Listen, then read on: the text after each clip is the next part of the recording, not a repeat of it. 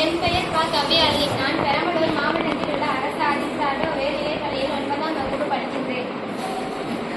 என் பெயர் சே. முஸ்தா. நான் 9ஆம் வகுப்பு படிக்கிறேன். என் பெயர் பி. அபர்ணா. நான் 9ஆம் வகுப்பு படிக்கிறேன். என் பெயர் கா. தக்ஷா. நான் 9ஆம் வகுப்பு படிக்கிறேன். என் பெயர் கே. சுஜிதா. 9ஆம் வகுப்பு படிக்கிறேன். நாங்கள் எடுத்துக்கொண்ட தலைப்பு நீர். நீரின்றி அமையா உலகினில் யார் யாருக்கும் வானின்றி அமையா உள்ளது. இக்குறளில் பூமியில் நீர் இல்லாமல் எந்த உயிரினமும் வாழ முடியாது என்று திருவள்ளுவர் கூறுகிறார். நீரிற்கு நிறம், சுவை, மனம் எதுவும் இல்லை. நீர் நாம் வாழ்வதற்கு முக்கிய கூறுகளாக தேவைப்படுகிறது. மழை பெய்யாவிட்டால் விவசாயிகளுக்கு பெரும் நஷ்டம். ஐம்பூதங்களில் ஒன்றாக கருதப்படுகிறது. நீரை சிக்கனமாக பயன்படுத்த வேண்டும். நீர் அனைத்து உயிரினங்களுக்கும் முக்கியமான ஒன்றாகும். ஐம்பூதங்களில் ஒன்றாக நீர் விளங்குகிறது. நீரின் அறிவியல் பயன்பாடு H2O. ஒரு நாளைக்கு 4 லிட்டர் அல்லது 5 லிட்டர் நீரை நாம் பருக செய்ய வேண்டும். மனிதர்களில் இருந்து உயிரினங்கள் வரை நீர் அடிப்படையாக உள்ளது. ஓரறிவு முதல் 6 அறிவு வரை நீர் நமக்கு தேவைப்படுகிறது. கிடைக்கின்ற நீரை சிக்கனமாகவும் சுத்தமாகவும் பயன்படுத்த வேண்டும். மழை பெய்யும் பொழுது நீரை சேமிக்க வேண்டும். அருவி, ஏரி,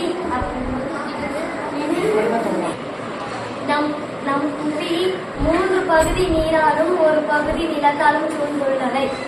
நம் நாடை தீபகற்ப நாடு என்று அழைக்கப்படுகின்றன. கிடைக்கின்ற மழை நீரை ஏரி, ஆறு, குளம், கிணறு, குட்டை போன்ற இடங்களில் சேமிக்க வேண்டும்.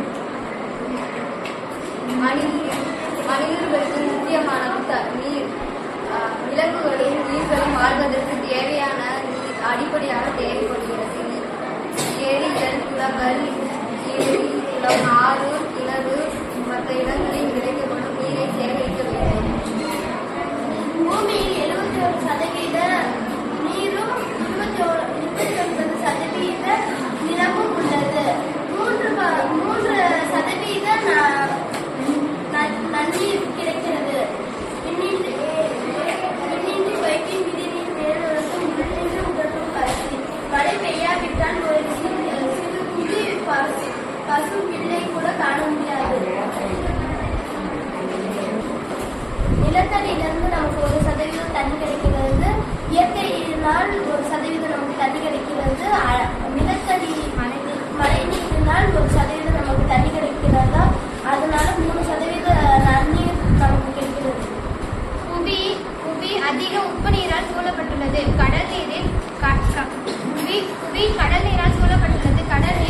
கடல் நீரில் உப்பு அதிகமாக உள்ளது. எனவே நீரின்றி அமைய யாக்கைக்கு எல்லாம் உண்டி கொடுக்க உயிர் கொடுத்தோரே. நீர் இல்லாம யாராலும் இருக்க முடியாது. நீர் நம்ம வாழ்க்கைக்கு அடிப்படையான ஒன்று. மழை